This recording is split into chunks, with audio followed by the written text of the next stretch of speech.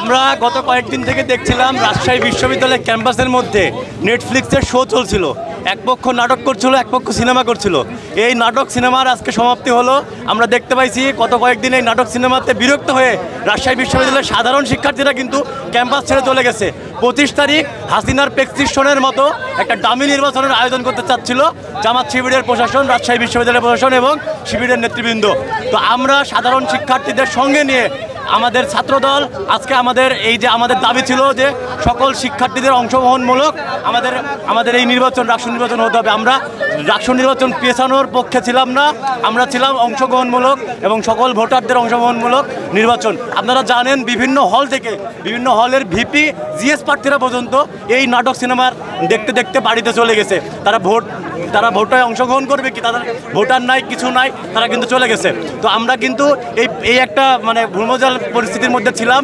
এখন শিক্ষার্থীরা নিশ্চিন্ত হলো যে পুজোর পরে 16 অক্টোবর থেকে 16 অক্টোবর ভোট গ্রহণ হবে এবং সুষ্ঠু সুন্দর পরিবেশে অংশগ্রহণমূলক ভোট গ্রহণ হবে।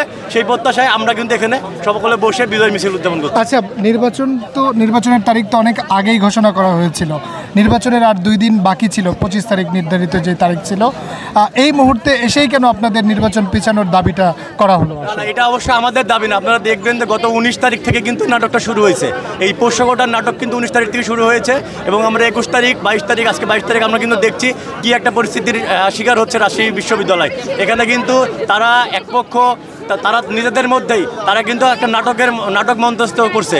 এই নাটক কিন্তু আপনারা কিন্তু গত কয়েকদিন থেকে দেখতেছেন এবং আপনারা সবই বুঝছেন। আর যে প্রশ্নটা আপনি আমাকে করছেন, এই প্রশ্নটা কিন্তু সারা বাংলাদেশের মানুষকে আর করার কোনো প্রয়োজন নাই যে এখানে কী হচ্ছে। আজকে রাজশাহী বিশ্ববিদ্যালয়ের চিত্র আপনি নিশ্চয়ই দেখেছেন। রাজশাহী বিশ্ববিদ্যালয়ে সকল দোকানপাট কিন্তু বন্ধ ছিল, শুধুমাত্র পরিবহন চত্বরে কয়েকটা দোকান খোলা ছিল এবং ওখানে ভোটারদের কোনো উপস্থিতি ছিল না।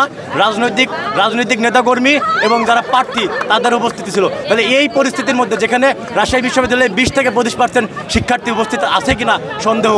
প্রত্যেকটা হলে গেলে দেখবেন 70 থেকে 80% রুমে তালা মারা। তো এই পরিস্থিতির মধ্যে একটা ডামি নির্বাচনের আয়োজন করা হচ্ছিল।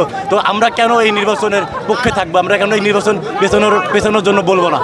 আমরা তো কোনোভাবে সেই হাসিনার সিদ্ধান্ত হয়েছে যে আগামী 16 তারিখ আমাদের রাষ্ট্র নির্বাচন হবে। এতে আমরা সবাই খুশি। আমরা সাধারণ শিক্ষার্থীরা যে আন্দোলনটা করতে যাচ্ছিলাম, যেটা আমরা চাচ্ছিলাম আর কি, এতক্ষণ আন্দোলনের মাধ্যমে যে রাষ্ট্রটা পেছানো হোক পূজার পরে, প্রশাসন সেটা মেনে নিয়েছে। আগামী 16 তারিখ আমাদের রাষ্ট্র নির্বাচন, এই জন্য আমরা সবাই খুশি। নির্বাচন পিছিয়ে যাওয়া অবশ্যই আমাদের পজিটিভ প্রতিক্রিয়া, কারণ এই নির্বাচন পেছানো আমাদের দাবি না, সকল সাধারণ স্টুডেন্টের দাবি ছিল নির্বাচন পেছানো। কারণ অযাচিত অযৌক্তিক পোষ্যকোটা ইস্যুকে কেন্দ্র করে আমাদের বিশ্ববিদ্যালয়ে যে বিশৃঙ্খল পরিস্থিতি সৃষ্টি হয়েছিল, সেটাকে কেন্দ্র করে যে কর্মবিরতি দেওয়া হয় টিচারদের, সে সব কিছুর উপর বিবেচনা করে অধিকাংশ শিক্ষার্থী বাড়ি চলে গেছে। সেখানে আমরা শুধুমাত্র প্রার্থীরাই অবস্থান করছি, কিন্তু কোনো শিক্ষার্থী নাই। শিক্ষার্থীবিহীন, ভোটারবিহীন প্রার্থীরা আমরা থেকে কি করব? ভোটারবিহীন ভোট কতটা গ্রহণযোগ্য হবে সেটা নিয়েও সন্দেহ বা প্রশ্ন থাকবে। আমরা চাই রাষ্ট্র নির্বাচন অবশ্যই হোক, কিন্তু সেটা সকল সাধারণ শিক্ষার্থীর অংশগ্রহণের ভিত্তিতে হোক, যাতে আমরা ভবিষ্যতে বলতে পারি রাষ্ট্রকে এখানে কোনো প্রশ্ন উঠতে না পারে বা এটা যেন প্রশ্নবিদ্ধ রাষ্ট্র হতে না পারে। ধন্যবাদ। যে নির্বাচনটা করার ষড়যন্ত্র করা হয়েছিল এবং যেই পোষ্যকোটার সামনে এনে যে ষড়যন্ত্রের মাধ্যমে সাধারণ শিক্ষার্থীদের বাড়ি পাঠানো হলো এবং তাদের ছাড়াই যে রাষ্ট্র করার পায়তারা করা হয়েছিল, আমরা মনে করি যে এটা ছিল তাদের একটা কৌশল, যাতে করে তারা বিনা প্রতিদ্বন্দ্বিতায় তারা একটা দামি নির্বাচন করতে পারে এবং তারা বিজয়ী হতে পারে। কারণ তারা, আমার ধারণা যে তারা ভয় পাচ্ছিল যে সাধারণ শিক্ষার্থীরা যদি এখানে থাকে, ভোটাররা যদি থাকে, স্বতঃস্ফূর্তভাবে অংশগ্রহণমূলক যদি একটা নির্বাচন হয়, তাহলে তারা ভালো ফলাফল করতে পারবে। আমরা এখানে বিশ্বাস করি যে আমরা গণতন্ত্রে বিশ্বাসী। বাংলাদেশ জাতীয়তাবাদী ছাত্রদল সবসময় গণতন্ত্রের পক্ষে, ভোটাধিকারের পক্ষে। আমরা এই জন্য চাচ্ছিলাম যে নির্বাচনটা পিছিয়ে যাক, সাধারণ শিক্ষার্থীরা আসো, গণতান্ত্রিক একটা নির্বাচন হবে, অংশগ্রহণমূলক একটা নির্বাচন আমরা চাচ্ছি। নির্বাচন পিছানোর বিষয়ে আমাদের কোনো বক্তব্য নাই। আমরা চেয়েছি যে রাষ্ট্র নির্বাচন কোনো পারিবারিক নির্বাচনের মতো যেন না হয়।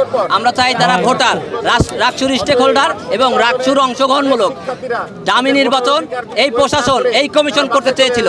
ছাত্রদল সোচ্চার সকলের অংশগ্রহণ এবং ভোটাধিকার প্রয়োগ করার জন্য ছাত্রদল সোচ্চার আছে এবং রাষ্ট্রতে যেন সকল স্টেক হোল্ডার ভোট প্রয়োগ করে তার প্রতিনিধি এখানে নির্বাচন করতে পারে, সেই দাবিতেই আমরা এখানে নেমেছি। কবে ভোট হবে তারা ঠিক করবে, কিন্তু কোনো স্টেক হোল্ডার এবং ভোটাধিকার প্রয়োগ যাতে কেউ না করতে বাদ দিয়ে এই রাষ্ট্র নির্বাচন তারা কোনোভাবে করতে পারবে না। আমরা চাই সকল যেন উৎসবমুখর ভোট দেয়, তাদের পাশে থেকে আমরা রাষ্ট্র উৎসব করতে চাই।